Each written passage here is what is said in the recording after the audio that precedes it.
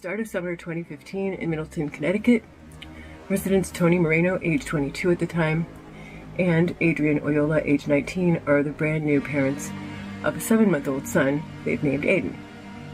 Despite the fact this should be one of the happiest times in their lives, the young couple have been butting heads quite a bit lately. And on June 16, 2015, following a rather intense squabble, Adrianne finally makes what she probably sees as a move that's been a long time coming. She essentially packs her things and proceeds to leave the home that for over the last 3 years she's been living at with Tony, along with his mother and his younger brother. And of course, when she leaves, she makes sure to take the little baby Aiden too. Fast forward now to approximately 2 weeks later. Tony and Adrianne, who have remained broken up, have nonetheless agreed to try and amiably piece together their own parenting plan. In the spirit of fairness, the parents craft out a plan, or a schedule, basically, that awards them joint physical custody of their little boy and equal alternating visitation days throughout the week. Basically, with the help of Tony's mother, Denise, they're able to arrive at an agreement which allows the mother and father equal time in caring for Aiden. Now, the 4th of July weekend, as per what the plan indicates, is Tony's weekend. And on Saturday the 4th, he takes Aiden to see his very first fireworks show at a local festival. This Middleton fireworks show, the large blooming fireworks are set off from a barge in the Connecticut River. Serving as a pleasant backdrop is also the Aragoni Bridge, also known as the Portland Bridge to locals. It's presumed that the mood at this display is fun and festive, and that everyone in attendance has a pretty enjoyable time. And the rest of the weekend also continues to pass by seemingly without any incident. That is, until the following evening. You see, all in all, both new mom and dad are pretty satisfied with the outcome of the parenting plan, except after letting it marinate for a little while, Adrianne hopes to make just one small adjustment to their agreed upon visitation days. And so it's at about 8 p.m. on Sunday, July 5th, that Adrianne calls her ex, hoping to discuss this presumably trivial amendment to their schedule. During this call, Adrianne can't help but note that Tony seems agitated for some reason. Still, he agrees to discuss the issue with Adrianne nonetheless. Presumably this is to take place later, and the two hang up the call for now.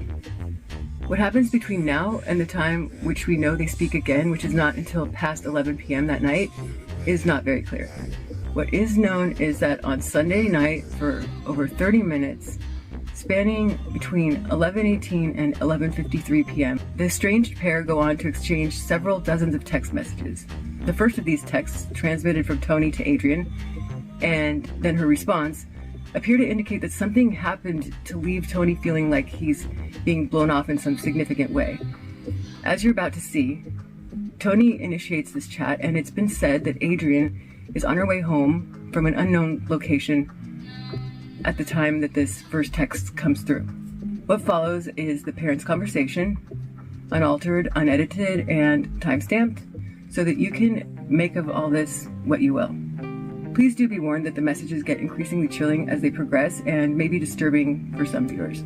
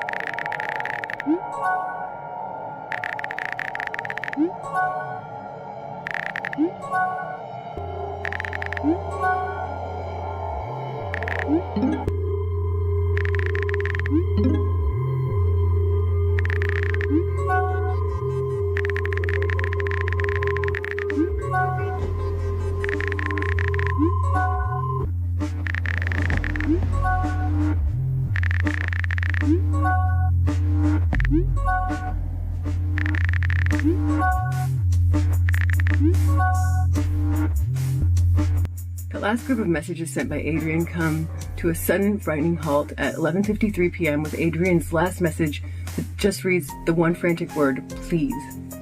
When she is met with complete silence on Tony's end, Adrianne runs to her sister's house and asks her to phone 911. It's not known why she doesn't dial 911 from her own phone, but perhaps she wants to keep the line free in the event that her ex does decide to write back to her. After this, there are no more messages to Adrianne's phone.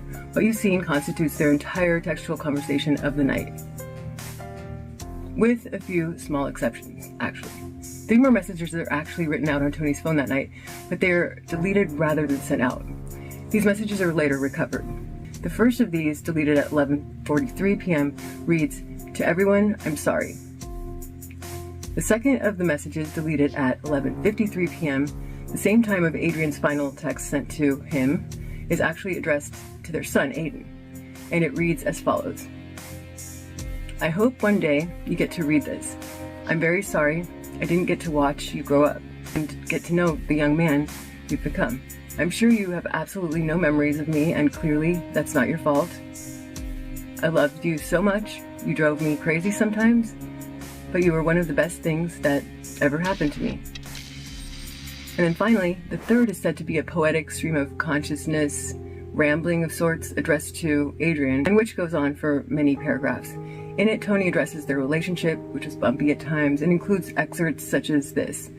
"It kills me to think of your heart shifting into another's hands." So it's really kind of lovey-dovey type stuff. As per the Middleton Press, that is more or less the gist.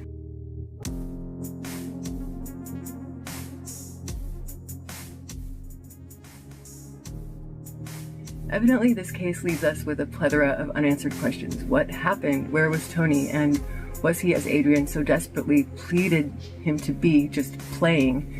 As Tony's mother, Denise Moreno, will later tell to the police, that same evening, she recalls her son is angrily digging around for Aiden's baby blanket, after which he just leaves the home abruptly. But it's not much later that she receives a call from him. He informs her that he is at Connecticut's Arragani Bridge, 1,200-foot overpass that connects Middleton, Connecticut and Portland, Connecticut, and which crosses the Connecticut River. On the phone, Tony urges her, "Mom, come down to the Portland Bridge and get my phone and the stroller so you have pictures of the baby." And before hanging up, he verbalizes the request that she just tell everyone I'm sorry. Shortly following the same time, a motorist crossing the Arragani Bridge notices a man at the side of the bridge holding a baby in what appears to be a cell phone. For some reason, this motorist finds the scene suspicious, and he reports what he's seen to the police. Later on, it will be concluded that the man this passerby observed was indeed Tony, who was indeed holding Aiden and texting, most likely Adrianne at that time. As for Tony's mother, who remains horrified after that last phone call, she enlists her younger 17-year-old son Aaron so that they can drive together toward the bridge Tony had mentioned. On their way, Denise also relays to 911 dispatchers the details of the disturbing conversation that has just taken place between herself and her older son. She frantically repeats to the operator what Tony had said, adding the somewhat still comforting fact that while on the call, she had distinctly been able to hear little baby Aiden crying in the background. As they race toward the massive bridge, thoughts of that sound help Denise hold out hope that when they get there, they're still gonna find the baby unharmed. About a half hour following that phone call, when she and Aaron pull up to the scene, they spot Tony from a distance, and they spot Aiden's stroller as well. Except that as they get a closer look, they can see that the stroller clearly sits on the side of the road, but it is empty and the infant is nowhere to be seen. Within moments, 2 officers arrive on scene as well. All 4 witnesses watch Tony from a distance as he somewhat lingers on the side of the massive structure. One of the responders, Officer Austin Smith, cautiously approaches Tony Moreno when he sees him inch closer to the railing. But Tony shouts at the officer, "Go away, leave me alone, don't touch me." Naturally, the officer backs off because he doesn't want to send Tony over the edge. But it's now within seconds that Tony has turned and hurled himself over the 4-foot-tall railing, plummeting approximately 100 feet down toward the rapidly approaching water. All 4 present see him take the leap, but also note that he's not holding his baby. At the end of the freefall, Tony's face meets the water hard, causing significantly visible damage.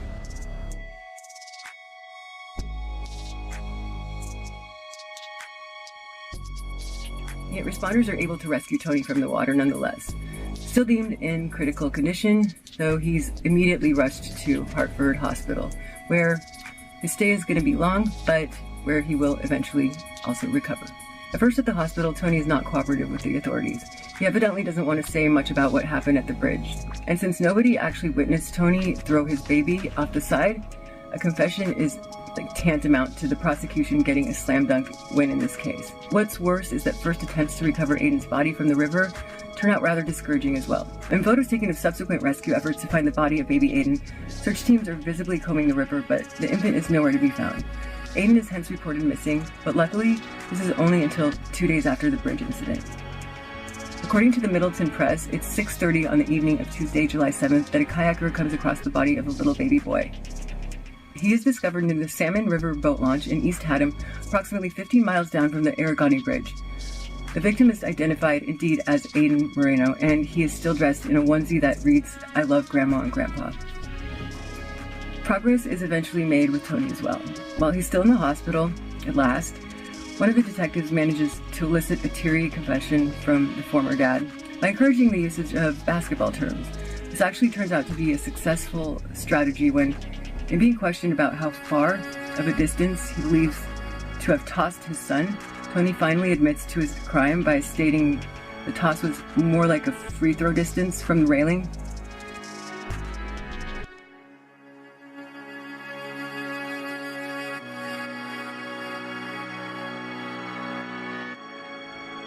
I don't know about anyone else, but it's a little bit chilling to me when anybody can bring themselves to liken the lobbing of your infant son off of a 90-foot bridge railing to the execution of a free throw.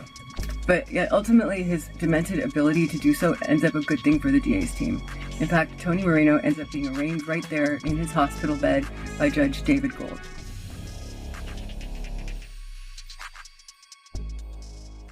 Later on, during his murder trial, the defendant attempts, albeit unsuccessfully, to demonstrate to the court how he now claims he dropped his son over the railing by accident. In this series of photos, you can see Tony as he attempts to reenact the so-called accident using a plastic doll to represent his son. If you take into consideration Tony's hospital bed confession, wherein he states he threw his baby like a free throw, it becomes much harder to entertain the idea that there's any way he could have let his son slip over the railing by accident. During his trial, Adrianne also takes the stand to clarify a few things. When addressing the panel of jurors, she talks of how his behavior toward her had gotten bad during her pregnancy and how it had only worsened after she gave birth to Aiden. She also states that when asked if she would marry him, she told him no, explaining that he wanted to get married, but I was on the fence about it. Not very surprisingly, Tony's shot at being found not guilty doesn't work out for him. In spite of his attempts to pass it off as unintentional, the dubious dad is ultimately found not to be credible. In February of 2017, jurors accordingly return a verdict of guilty, and Tony Moreno is subsequently given a sentence of 70 years. When asked to comment, Adrianne says she has tried to forgive Tony, but that ultimately she cannot. In her own words to Tony, "My heart only holds hate for you and all that you've done to me." Now, if only this story could end so simply as all that. Because as tragic as it already is, we still have not touched on one of probably the worst parts of the case, and that is at how preventable this tragedy just might have been.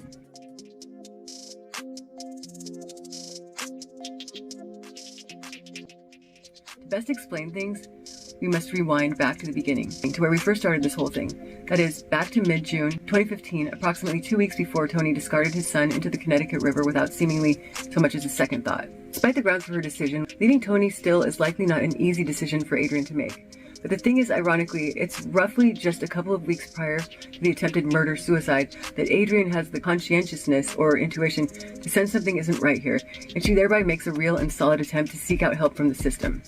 More specifically, Adrianne moves out on the 16th following an incident during which Tony hides her graduation dress and an altercation ensues.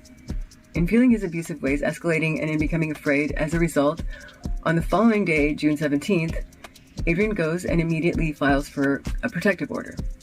She successfully obtains said restraining order against the father of her child and now ex-boyfriend, Tony. The problem with this, however, is that this is only a temporary order. I don't know the laws particular to their state, but for whatever reason, Adrianne needs to return to the court on the 29th of June in order to have the order extended, and she absolutely does return on that date. Except that this time, things don't really go smoothly for Adrianne, because this other judge, Superior Court Judge Barry Pincus, sees things a different way. Here's Adrianne standing before the judge, and she's explaining to him specific incidents where Tony acted like a hothead, basically where his actions or reactions to her were over the top or emotionally controlling and abusive. She even quotes him as having threatened her pretty directly and specifically. This is a direct quote from Adrianne's testimony to the court. Quote, "He has told me he could make my son disappear any time of the day. He told me how he could make me disappear, told me how he could kill me. I sometimes am scared to sleep. He told me he would put me in the ground and put something on me, make me disintegrate faster." These are some pretty obvious direct threats. At some point, Adrianne even raises a question as to Tony's ability to parent well by citing an incident in which he left their baby on the bed and then he just left home. She specifically tells the judge that, "I'm afraid he's going to do something to my son. He is angry and probably isn't thinking straight." And she adds that part about how he told me he could make my son disappear any time of the day. Not just that, but she states that Tony also often slaps her, calls her ugly, dumb as, the B word, stupid, and just overall is really verbally abusive. And yet this second judge apparently isn't buying it for whatever reason. And rather than err on the side of caution, this Judge Pincus actually lifts the restraining order. His reasoning for that decision is written as follows. "I think the two of you don't have a good relationship. I'm just not convinced that there's a continuous threat of present physical pain or physical injury." And this isn't tongue-in-cheek at all, you guys, but honestly, I am seriously very curious as to how convinced this judge is now. Adrianne has specifically alleged she fears he's a threat to their son. What more is any judge looking for exactly? For anyone who's unfamiliar with how these things go and do consider that a good thing, let me just explain that obtaining a restraining order isn't like a criminal trial. You're not required or even encouraged to bring in any kind of evidence other than your word. And so it floors me as to what this second judge was possibly thinking. In the court transcripts, Pincus also states the two are simply acting like children, asserting that you need to grow up and deal with each other as adults, and you're not doing that right now.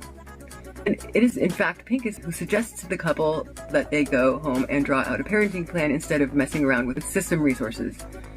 Quite noteworthy here is that in spite of Judge Pincus's criticisms and accusations which outright draw into question Adrianne's own maturity level, she is the one who displays enough maturity to actually listen and make real attempts to follow the judge's suggestions.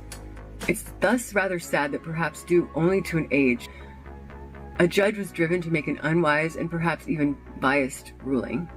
Personally, I hope the judge got held accountable in some form, because with this story, at the end of the day, sure, Tony Moreno gets to spend his life behind bars as a known child killer nonetheless, which I hear isn't a great thing for you in prison. But the problem is, as is so often the problem in similar cases, that fact and that no fact is ever going to bring their baby back. In the end, people need to focus more on prevention or preventing these things from happening in the first place, rather than scrambling around after the fact, hoping to find some way to return things to something that resembles status quo. In the end, when you look at it all, nobody gained from this at all. Nobody, not one single person. Dude's in prison, a child lost a chance at life, and countless individuals lost a child and have to continue to live with that grief forever. Even Tony's mother, Denise, has in her own sense, lost a son, it could be said. Back at trial, Denise had issued the statement that sitting here listening to people speak of him as this monster he's portrayed is not the man I gave birth to. And yet, I still think that the baby's mother, Adrianne, probably sums up the tragedy best in a statement she also had made during her ex-boyfriend's trial. Thanks to his selfish and reckless actions, she had stated that, quote, "I won't see my son grow up, to reach one, to take his first step, to see his first tooth, or say his first word," end quote. And she again directs her comments at the father, stating, quote unquote, "You took my whole world right from me. In seconds, you destroyed my whole life." Ironically, Adrianne was also in attendance at the same Independence Day festival, which used the Aragani Bridge as a backdrop. This evening ends up being the last time she ever sees her only son alive.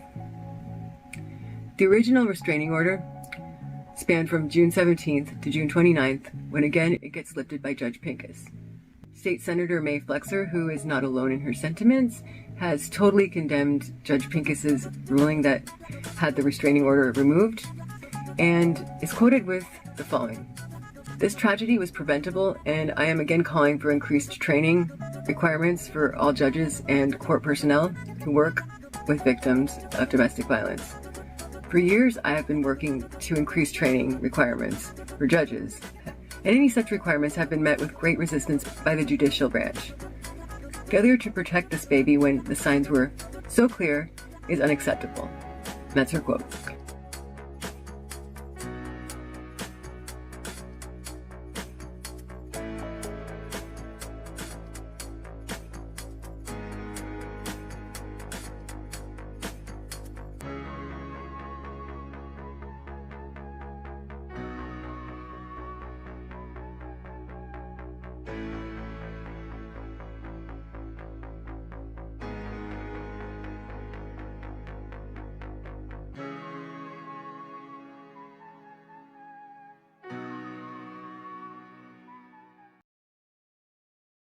What gets me in terms of the question of why this had to happen is the fact that this happened in spite of the restraining order being removed. What I mean is that usually abusers lose control like that when they lose access to their victim, and so to an abuser, no more restraining order should have represented a win in his mind. But with Tony Moreno, apparently it wasn't a big enough win, or it wasn't the specific kind of win that he was looking for, or something along those lines, perhaps. The baby's mother has since remarked that she believes something along the lines of an argument that they had earlier on that fateful Sunday in question is kind of what sparked or spurred on this tragedy. And I don't really know about that. With abusive personality types, it's usually not about actual things or actual topics. It's usually more abstract, like when an abuser acts like he or she is mad at you, let's say, because you showed up late. That's generally not their real issue. Their real problem is usually an underlying problem, something with its basis rooted in a need to have control over their victim of the hour. So, for example, they might get angry at you, they say, for showing up late. But in reality, sometimes even unbeknownst to them consciously, they're truly angry because when you show up late, that makes them fear that they can't control when you show up. And even they don't understand why. But my only point with this being that it's difficult for me to make sense of Tony's actions within the given framework. In the end, although we can't really know for sure, my best guess would be that the big loss for Tony was just almost strictly his loss of Adrianne. As for why the realization that he lost her didn't occur when she filed for that first restraining order, I don't know. Perhaps it took some time for him to fully accept it, or else perhaps he still held out hope until something that occurred over the 4th of July weekend made him realize his loss then. Or another more sickening possibility is that maybe this was the first time he had Aiden in his physical possession since Adrianne had left from his home. In other words, maybe it's that simply this was his first opportunity to do it. Unfortunately, this is probably something that, again, no one will ever truly know the details of, namely since Tony has continued to assert his innocence, continuing to allege that he dropped the infant by accident even after his conviction. Just to throw it out there, picture this scenario if you will. It's Sunday night, and Tony is once and for all starting to realize that Adrianne has truly moved on from him. She didn't pay him the attention he demanded of her immediately and earlier on. This lets him know he is far from a priority in Adrianne's world anymore. He grabs Aiden's baby blanket from home and races toward the Aragani Bridge he recalls seeing the night before during the fireworks display. He's undergoing a fit of desperation and imagining that he has lost the love of his life, he believes, and frankly he's not entirely sure what he's gonna do, but he does in his mind decide to give her one last chance to respond to him. Again, this is from his point of view, okay, so don't expect it to be rational. The way he would expect her to respond, if deep down somewhere she truly loves him. And yet the way she's texting back offers Tony no such reassurance. He's becoming more and more desperate by the minute as his subconscious realizes more and more just how much control over this situation and over Adrianne he has lost.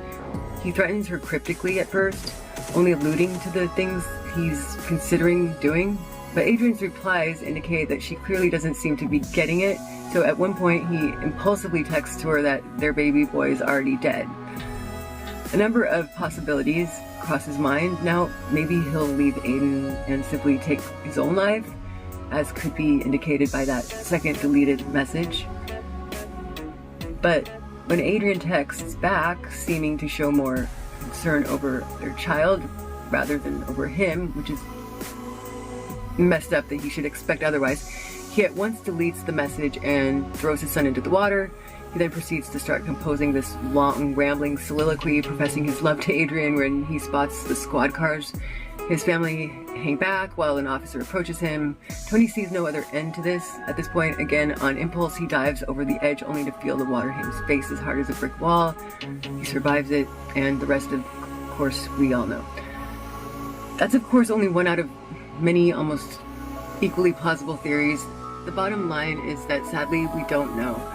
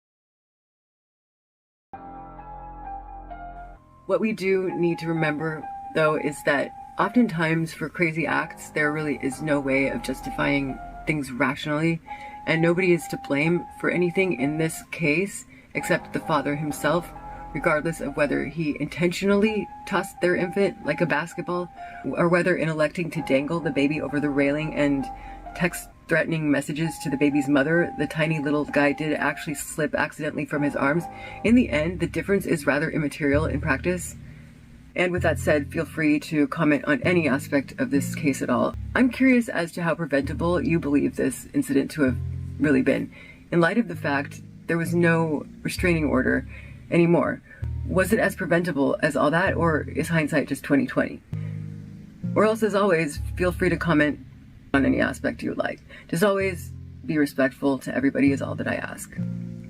For now, that's going to be it for this video. Of course, if you made it this far, you're free to consider maybe liking and subscribing. I hope everyone out there has a great rest of your day or night. Bye for now.